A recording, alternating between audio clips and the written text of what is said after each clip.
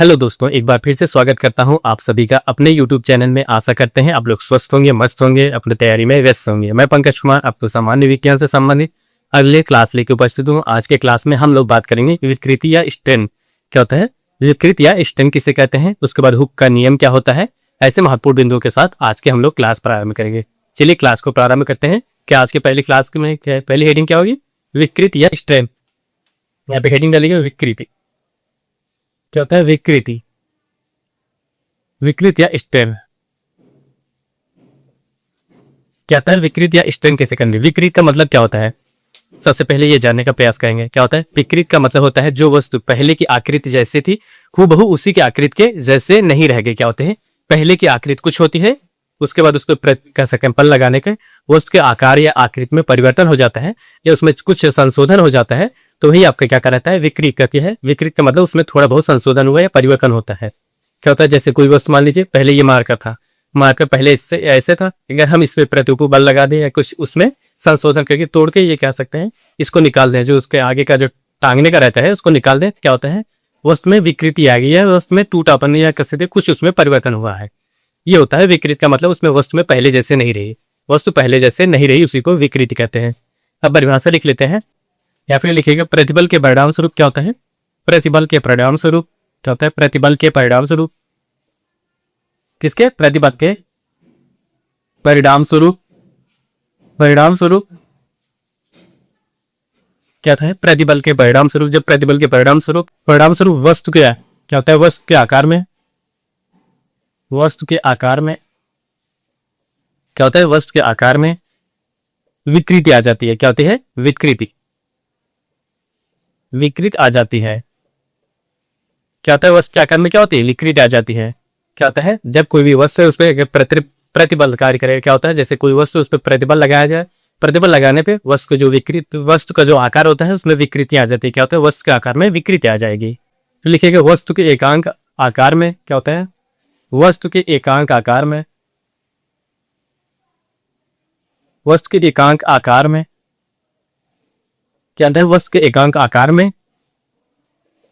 वस्तु के एकांक आकार में तुलनात्मक परिवर्तन। क्या होता है तुलनात्मक परिवर्तन, तुलनात्मक परिवर्तन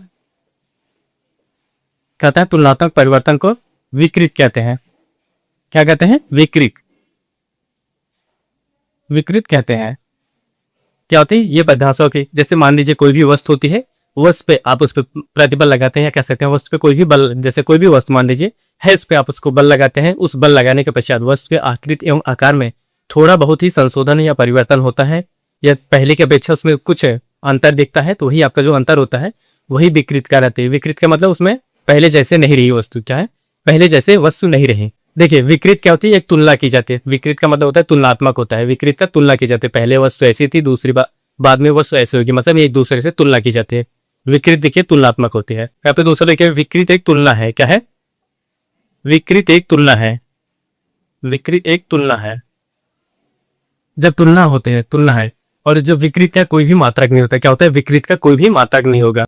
यहाँ पे लिखिए इसका कोई मात्रक नहीं होता है, इसका कोई मात्रक नहीं।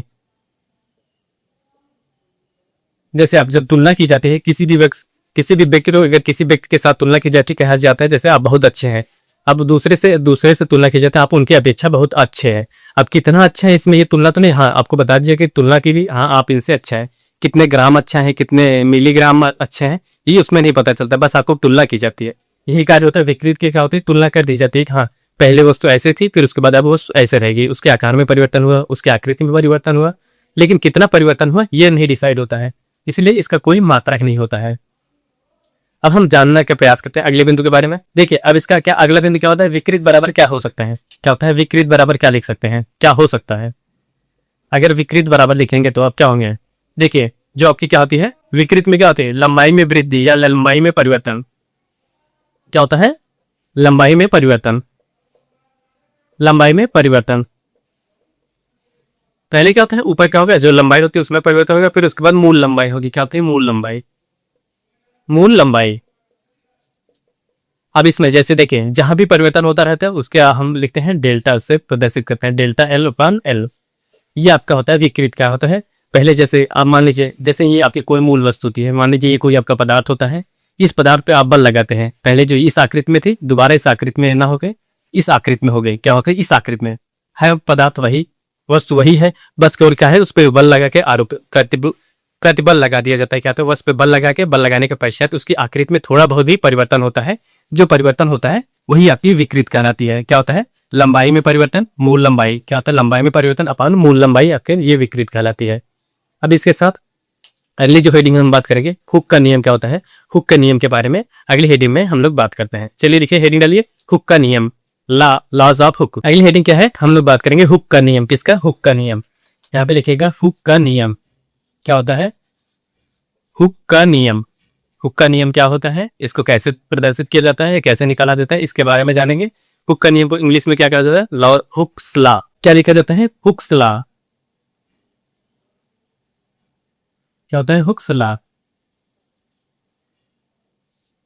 अब हम लोग हुक के नियम के बारे में बात करेंगे कि जो हुक का नियम होता है क्या होता है, इसका कैसे प्रतिपादन किया जाता है, ऐसे महत्वपूर्ण बिंदुओं के बारे में बात करेंगे। देखिए क्या होता है, प्रत्यास्था के सीमा के अंतर्गत, इनका नियम क्या है, प्रत्यास्था के सीमा के अंतर्गत, क्या होता है, प्रत्यास्था के सीमा के अंतर्गत, प्रत्यास्था के सीमा के अंतर्गत किसी वस्तु पर कार्य करने वाला प्रतिबल, क्या होता है, किसी भी वस्तु पर कार्य करने वाला प्रतिबल उसमें उत्पन्न, क्या होता है, उसमें उत्पन्न विकृतियों के समानुपाती होता है। क्या होता है, उसमें उत्पन्न विकृतियों के समानुपाती होता है। क्या होता है, फिर से परिभाषा देखिएगा, प्रत्यास्था के सीमा के अंतर्गत, क्या होता है, प्रत्यास्था के सीमा के अंतर्गत पदार्थ पर, क्या होता है, पदार्थ पर कार्य करने वाला प्रतिबल, क्या होता है, पदार्थ पर कार्य करने वाला प्रतिबल उसमें उत्पन्न, क्या होता है, उसमें उत्पन्न विकृतियों के समानुपाती होता है। परिभाषा मतलब हुक का जो नियम होता है, लिखेगा प्रतिबल प्रत्यास्था के सीमा के अंतर्गत, क्या होता है, लिखेगा नियम क्या होता है, प्रत्यास्था के सीमा के अंतर्गत, प्रत्यास्था के सीमा के अंतर्गत, प्रत्यास्था के सीमा के अंतर्गत, प्रत्यास्था सीमा के अंतर्गत किसी वस्तु पर कार्य करने वाला, अंतर्गत किसी वस्तु पर कार्य करने वाला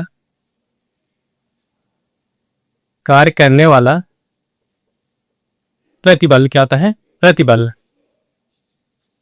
वस्तु पर उत्पन्न विकृतियों के समानुपाती होता है। उसमें उत्पन्न क्या होता है, उसमें उत्पन्न विकृति के, क्या होता है, विकृति के समानुपाती होता है, समानुपाती होता है।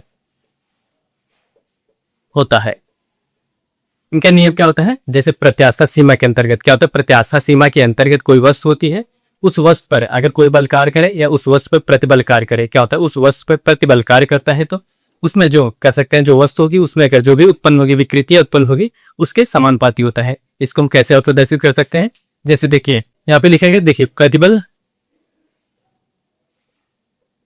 प्रतिबल किसके समानुपाती होता है, प्रतिबल समान होता है विकृति के। यहाँ पे लिखिएगा समानुपाती विकृति। क्या होता है, प्रतिबल किसके समानुपाती होता है, ये याद रखिएगा, जो हुक का नियम होता है प्रतिबल समानुपाती विकृति के होता है, या प्रतिबल प्रोपोर्शनल टू विकृति। अब देखिए इसी में जो प्रत्यास्था गुणांक का मात्रा की बात करें, यहाँ पे लिखिएगा प्रत्यास्था गुणांक का मात्रा, प्रत्यास्था गुणांक का मात्रक कहता है न्यूटन प्रति मीटर स्क्वायर। इसको हम क्या कहते हैं, पास्कल भी कहते हैं। ये होता है हुक का नियम, याद रखिएगा। हुक का नियम क्या होता है, ये अगर नियम पूरा वैसे ना याद हो, ये चीज आपको याद होनी चाहिए। जो प्रतिबल होता है उसके समानुपाती विकृति होती है। क्या होता है, प्रतिबल समानुपाती विकृति होती है। इसमें क्या होता है, परिभाषा देख लीजिए फिर से।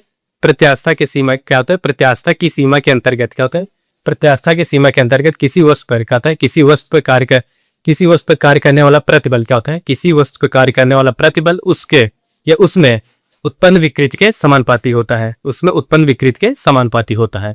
उसके बाद आपको बताएगा देखिए इसी में यहाँ पे लिखेगा प्रतिबल बटे विकृत क्या होते हैं। देखिए अगर हम बात करें प्रतिबल बटा विकृत कर देंगे तो उसको क्या होगा, प्रतिबल बटा विकृत करेंगे, क्या होता है, प्रतिबल बटे अगर विकृत कर देता हमारा क्या होगा, प्रतिबल बटे विकृत कर देगा तो ई हो जाएगा। ई जो आपका होता है प्रत्यास्था गुणांक, क्या होता है, प्रत्यास्था गुणांक क्या होता है, ये होता है आपका विकृति बराबर होता है, विकृत भी क्या होता है, प्रतिबल बटा विकृत जो होता है प्रत्यास्था गुणांक के बराबर होता है। क्या होता है, अगर किसी वस्तु में प्रतिबल उसके विकृत के समान उसके विकृत के व्युत्क्रमानुपाती है तो वो आपका प्रत्यास्था गुणांक कहलाएगा।